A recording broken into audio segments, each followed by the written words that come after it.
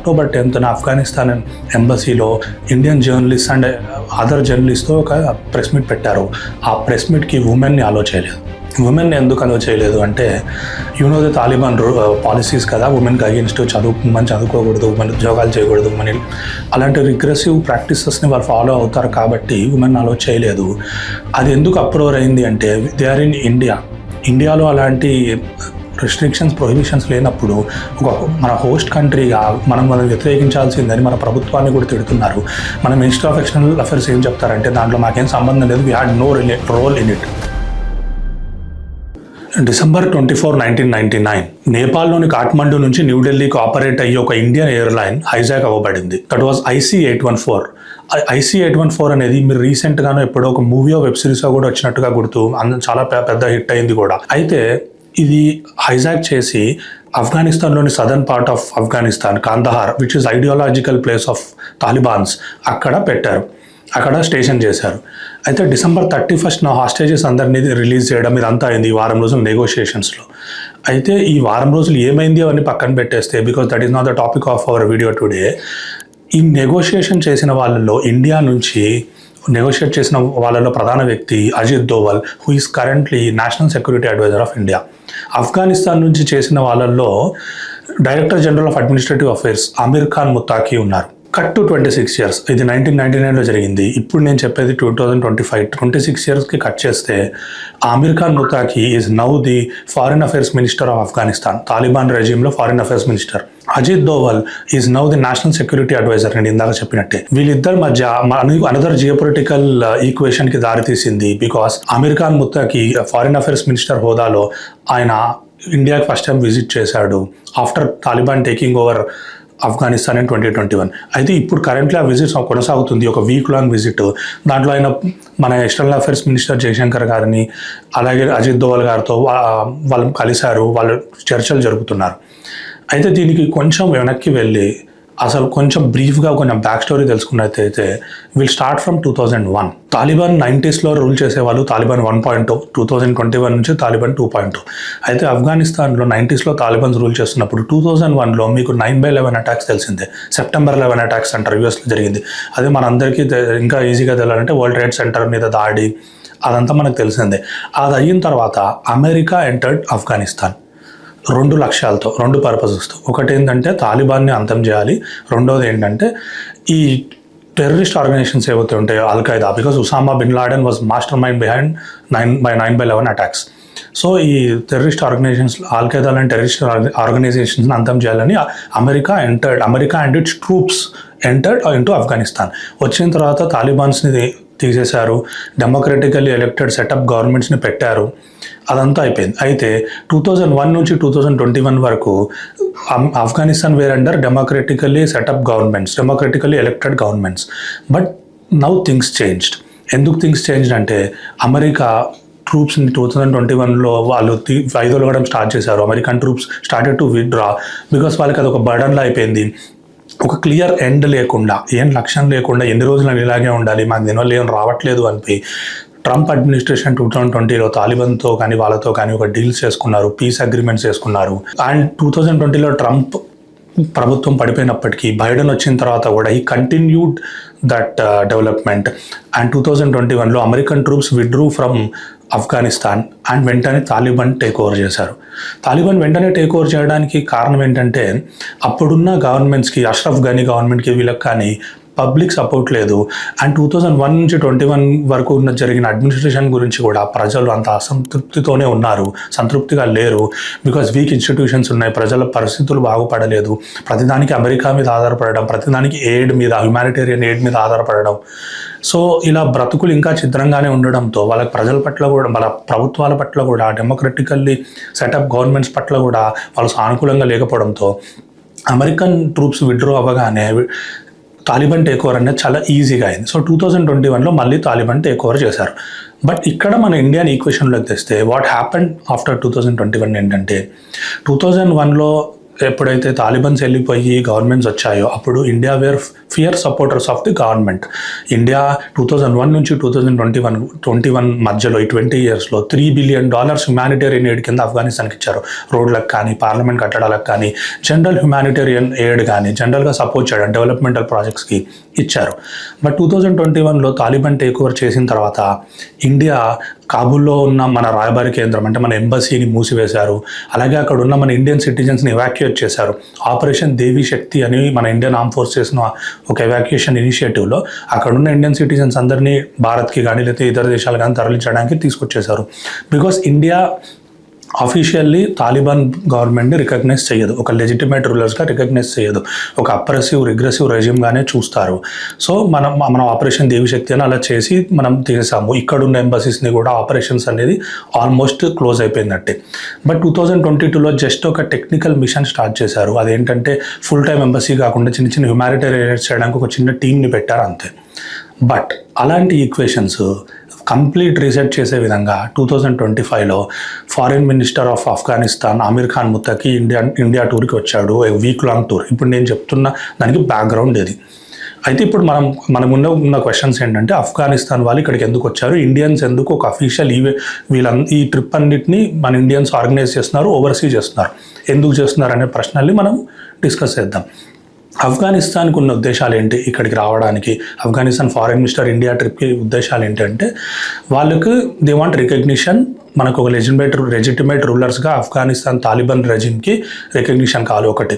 2 they want increased trade with India, వ్యాపార సంబంధాలు పెరగాలి ఇండియాతో అనేది. 3వది ఏంటంటే ఆఫ్ఘనిస్తాన్ నేషనల్స్కి అంటే స్టూడెంట్స్కి కానీ మెడికల్ రీజన్ దృష్ట్యా ఇక్కడ ట్రీట్మెంట్ కోసం రావాలనుకుంటున్న పేషెంట్స్కి కానీ లేకపోతే ట్రేడర్స్కి కానీ బిజినెస్ చేయాలనుకుంటున్న వాళ్ళకి కానీ వీసాస్ అనేది సులభతరం అవ్వట్లేదు. ఆఫ్టర్ 2021 తాలిబాన్ టేక్ ఓవర్ చేశాక ఇండియన్స్ వీసా పాలసీని చాలా స్ట్రిక్ట్ చేసింది ఆఫ్ఘనిస్తాన్ నుంచి వచ్చే వాళ్ళకి, except for high profile or sports stars. ఇప్పుడు for example Afghanistan cricket team ఇండియాలో చాలా పాపులర్, ఐపీఎల్ ఆడతారు. రాషిద్ ఖాన్, మొహమ్మద్ నబీ లాంటి వాళ్ళు ఇక్కడ సూపర్ స్టార్స్. వాళ్ళ ఆఫ్ఘనిస్తాన్లో cricket grounds, home grounds, international approved stadiums లేకపోవడంతో they play in India and వాళ్ళు ఇండియానే ఒక హోమ్ గ్రౌండ్లో ట్రీట్ చేస్తారు. నోయిడా అలాంటి ప్రాంతాల్లో ఆడతారు. అలాంటి వాళ్ళకి తప్ప మిగతా వాళ్ళకి, నార్మల్ పీపుల్కి, స్టూడెంట్స్కి లేదా హాస్పిటల్స్ కోసం ట్రీట్మెంట్స్ కోసం వచ్చే వాళ్ళకి ఇండియా అనేది వీసాస్ అనేది చాలా స్ట్రిక్ట్ చేసింది. సో ఇవన్నిటిని మెరుగుపరచుకోవాలి, ఇండియాతో మళ్ళీ సత్సంబంధాలు, ఒకప్పుడు డెమోక్రటికల్లీ ఎలక్టెడ్ గవర్నమెంట్స్ ఉన్నప్పుడు ఎలాగైతే సత్సంబంధాలు ఉండేవో ఆ సత్సంబంధాల కోసం ఆఫ్ఘనిస్తాన్ ఫారెన్ మినిస్టర్ ఇక్కడికి వచ్చాడు. ఇది ఇండియాకి ఎందుకు అన్అవాయిడబుల్ సిచ్యువేషన్, ఎందుకంటే మనం తాలిబాన్ లెజిటిమేట్ రూలర్స్ కాదు, అప్రెసివ్ రెజిమ్, రిగ్రెసివ్ రెజిమ్, వాళ్ళ వాల్యూస్తో మనం అంగీకరించాం కాబట్టి మనం వాళ్ళని అవాయిడ్ చేస్తాం. బట్ ఎంతవరకు చేస్తాం? బికాస్ తాలిబాన్ 1.2కి 2.2కి తేడా ఏంటంటే అప్పుడు ఒక అపోజిషన్ ఉండేది తాలిబాన్ ఉన్నప్పుడు, నదర్న్ అలయన్స్, స్ట్రిక్ట్ అపోజిషన్ తీవ్రతను ఉండడంతో ఇండియా కానీ వీళ్ళందరూ కానీ రష్యా కానీ వాళ్ళందరూ అపోజిషన్ సపోర్ట్ చేస్తారు. బట్ ఇప్పుడు opposition is nowhere to be seen in Afghanistan. Taliban complete control, Afghanistan territory అంతా it is in complete control of Talibans and opposition లేదు, కంప్లీట్ కంట్రోల్ ఉంది. సో ఇలాంటి సిచ్యువేషన్స్లో మనం ఎన్ని రోజులను అవాయిడ్ చేయగలుగుతాం? Because it is a critical partner, మన నేబర్హుడ్లో it is a critical partner. China belt and road ఇనిషియేటివ్తో ఆఫ్ఘనిస్తాన్లో తన పరిధిని పెంచుకుంటూ పోయినా పాకిస్తాన్ అనేది ట్రాన్సిట్స్ని బ్లాక్ చేసినా లేదా పాకిస్తాన్ అనేది మన భారత వ్యతిరేక కార్యకలాపాలు జరపడానికి ఆఫ్ఘనిస్తాన్ భూభాగంలో టెర్రరిస్ట్ స్థావరంగా పెట్టుకున్న ఇవన్నింటిలో క్రిటికల్ పార్ట్నర్ని మనం కేవలం తాలిబాన్ ఉంది అని ఎంతో కాలం మనం అవాయిడ్ చేయలేని పరిస్థితి. సో ఇండియా అవాయిడ్ చేయట్లేదు. సో ఇప్పుడు మనం ఆఫ్ఘనిస్తాన్ ఫారెన్ మినిస్టర్ ఇండియాకు వచ్చిన ట్రిప్ గురించి మాట్లాడితే ఫుల్ ప్రోటోకాల్స్తో ఒక వేరే దేశంలో ఒక అఫీషియల్లీ రికగ్నైజ్డ్ దేశంలో నుంచి వచ్చిన ఫారిన్ మినిస్టర్స్ కానీ ప్రైమ్ మినిస్టర్స్ కానీ వాళ్ళు వస్తే ఎలా అయితే ప్రోటోకాల్స్ ఉంటాయో ఆ ప్రోటోకాల్స్ అన్నీ ఆల్మోస్ట్ ఇక్కడ ఉన్నాయి. అంటే మన ఎక్స్టర్నల్ అఫైర్స్ మినిస్టర్ రిసీవ్ చేసుకోవడం కానీ, అఫీషియల్స్ రిసీవ్ చేసుకోవడం కానీ, లగ్జరీ హోటల్స్లో వాళ్ళకి స్టే ఇవ్వడం కానీ, అండ్ ఆఫ్ఘనిస్తాన్ ఎంబసీ న్యూఢిల్లీలో ఉంది, దాంట్లో ప్రెస్తో మీటింగ్స్ ఏర్పాటు చేయడం కానీ, బిజినెస్ మెన్తో ఏర్పాటు చేయడం కానీ, ఇవన్నీ ఫుల్ ప్రోటోకాల్స్తో కూడిన ఒక విజిట్ ఇచ్చారు, హోస్టింగ్ చేస్తున్నారు ఇండియా. అయితే ఇక్కడ ఒక కాంట్రవర్సీ ఏమరైజ్ అయిందంటే అక్టోబర్ 10న ఆఫ్ఘనిస్తాన్ ఎంబసీలో ఇండియన్ జర్నలిస్ట్ అండ్ అదర్ జర్నలిస్ట్తో ఒక ప్రెస్ మీట్ పెట్టారు. ఆ ప్రెస్ మీట్కి ఉమెన్ని అలో చేయలేదు. ఉమెన్ ఎందుకు అలో చేయలేదు అంటే ది తాలిబాన్ పాలసీస్ కదా, ఉమెన్కి అగేన్స్ట్ ఉమెన్ చదువుకోకూడదు, ఉమెన్ ఉద్యోగాలు చేయకూడదు, ఉమెన్ అలాంటి రిగ్రెసివ్ ప్రాక్టీసెస్ని వాళ్ళు ఫాలో అవుతారు కాబట్టి ఉమెన్ అలో చేయలేదు. అది ఎందుకు అప్రూవర్ అయింది అంటే దే ఆర్ ఇన్ ఇండియాలో అలాంటి రిస్ట్రిక్షన్స్ ప్రొహిబిషన్స్ లేనప్పుడు మన హోస్ట్ కంట్రీగా మనం వ్యతిరేకించాల్సిందని మన ప్రభుత్వాన్ని కూడా తిడుతున్నారు. మన మినిస్టర్ ఆఫ్ ఎక్స్టర్నల్ అఫైర్స్ ఏం చెప్తారంటే దాంట్లో మాకేం సంబంధం లేదు, we had no role in it, అది వాళ్ళు పెట్టుకున్న ప్రెస్ మీట్ మాకు సంబంధం లేదు అని చెప్పి ఇండియన్ గవర్నమెంట్ చెప్తున్నారు. ఆఫ్ఘనిస్తాన్ వాళ్ళు ఇప్పుడు తాలిబాన్స్ వాళ్ళు పెట్టిన second press meet October 12th వాళ్ళు ఉమెన్ జర్నలిస్ట్ని అలో చేశారు. So it is actually good thing, అంటే మనం దాన్ని వాళ్ళని మార్చగలిగాం. బట్ వాళ్ళు చెప్పేది ఏంటంటే అప్పుడు వాళ్ళు ఫస్ట్ టైం అలో చేయని దాని గురించి మాట్లాడితే వాళ్ళు చెప్పేది ఏంటంటే అదొక టెక్నికల్ ఎర్రర్, షార్ట్ నోటీస్లో జరగడం వల్ల జరిగింది, మేము కావాలని ఏమి ఉమెన్ జర్నలిస్ట్ని వద్దని చెప్పలేదు, అది ఒక టెక్నికల్ ఎర్రర్ మాత్రమే, షార్ట్ నోటీస్లో ఏదో మిస్టేక్లా జరిగింది, ఇన్అడ్వర్టెంట్ ఎర్రర్ అని చెప్తున్నారు. అయితే ఇండియన్ గవర్నమెంట్ నుంచి జర్నలిస్టులు వీళ్ళందరూ అడిగే క్వశ్చన్ ఏంటంటే మనము యాజ్ ఎ హోస్ట్ కొన్ని ప్రోటోకాల్స్ని మనం వ్యతిరేకించవచ్చు, మన సే ఉంటుంది. ఇప్పుడు ఫర్ ఎగ్జాంపుల్ నరేంద్ర మోడీ గారు, మన Indian prime minister Narendra Modi గారు 2014 నుంచి ప్రైమ్ మినిస్టర్గా ఉన్నారు. 11 సంవత్సరాల్లో ఇండియాలో ఒక్క ప్రెస్ మీట్ కూడా పెట్టలేదు. దట్ ఈస్ మనం ఇంతవరకు డెమోక్రటికల్ ఎలక్టెడ్ గవర్నమెంట్స్లో ఎన్ని సంవత్సరాలు ప్రెస్ మీట్ పెట్టని ప్రధానమంత్రి ఎవరు ఉంటారో లేదో మనకు తెలియదు. That is a topic for another discussion. But when he went to US, ఆయన అమెరికాకి వెళ్ళినప్పుడు వాషింగ్టన్ డీసీలో US అడ్మినిస్ట్రేటర్స్ ఇన్సిస్ట్ చేస్తే అక్కడ ప్రెస్ మీట్ పెట్టాడు. సో హోస్ట్ కంట్రీస్కి ప్రోటోకాల్స్ కొన్ని ఉంటాయి, వాళ్ళ సే ఉంటుంది, వాళ్ళు చెప్పి వాళ్ళు సాధించుకోవచ్చు. బట్ ఇక్కడ ఉమెన్ జర్నలిస్ట్ని వద్దు అన్నప్పుడు ఇండియన్ గవర్నమెంట్ ఏం దానికి వ్యతిరేకించలేదు అన్నది చాలామంది జర్నలిస్టులు ఆరోపిస్తున్నారు. బట్ October 12th దానికి ఉమెన్ జర్నలిస్టులు వెళ్ళారు. ఇన్ఫ్యాక్ట్ చాలా స్ట్రాంగ్ గట్టి క్వశ్చన్స్ కూడా అడిగారు. ఎలా అంటే ఉమెన్ రైట్స్ గురించి, తాలిబాన్ రూల్లో ఉన్న ఆఫ్ఘనిస్తాన్ ఉమెన్ రైట్స్ గురించి, ఉమెన్ ఎడ్యుకేషన్ గురించి, వాటన్నిటి గురించి చాలా స్ట్రాంగ్ క్వశ్చన్స్ తాలిబాన్ని అడిగారు. ఇన్ఫ్యాక్ట్ చాలా ఎవరు అడగని క్వశ్చన్స్ కూడా ఉమెన్ అడిగి ఇరకాటంలో పెట్టారు అమీర్ ముత్తాకిని. సో ఇప్పుడు ఆఫ్ఘనిస్తాన్తో ఇప్పుడు తాలిబాన్ రెజిమ్తో ఎంగేజ్ అవ్వడంలో ఇంకొన్ని ఇష్యూస్ ఏముంటాయంటే మైనారిటీ ఇష్యూస్. ఫర్ ఎగ్జాంపుల్ మన ఇండియన్ గవర్నమెంట్ కానీ వీళ్ళందరూ కానీ పాకిస్తాన్లో, బంగ్లాదేశ్లో జరిగే మైనారిటీ మీద అటాక్స్ మీద వీక్లీ స్టేట్మెంట్ రిలీజ్ చేస్తూ ఉంటారు. బట్ ఇప్పుడు తాలిబాన్ గురించి అతను వచ్చినప్పుడు for example Jaishankar and Afghanistan Taliban delegation కలిసిన దాంట్లో కూడా ఒక మహిళ లేరు. అది కోఇన్సిడెన్సా లేకపోతే నిజంగానే అప్పుడు నిజంగా లేరా, లేకపోతే వాళ్ళు వచ్చారని లేరా, ఇది కొంచెం డౌట్ఫుల్గానే ఉంది. సో తాలిబాన్ వాళ్ళని ప్లీజ్ చేయడానికి అట్లా పెట్టారా అన్నది కూడా కొంచెం డౌట్ఫుల్గానే ఉంది. చెప్పేది ఏంటి, జనరల్లీ వీళ్ళతోని మనం ఎంగేజ్ అవ్వాలా లేదా అన్నప్పుడు yes it is sure, it is for true that వాళ్ళు అన్అవాయిడబుల్ సిచ్యువేషన్స్లో ఉన్నారు.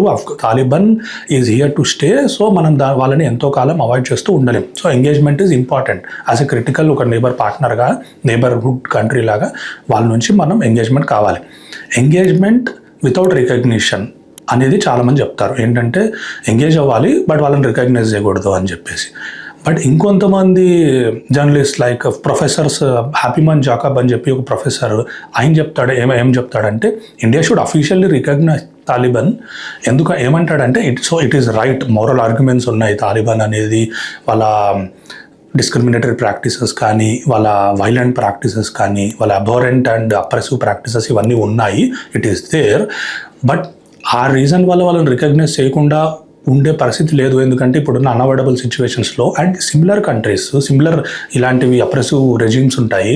బట్ సొఫిస్టికేటెడ్ మెథడ్స్లో అప్రెషన్ చేస్తున్నా సరే మనం వాళ్ళతో we are still continuing international relations because it is unavoidable.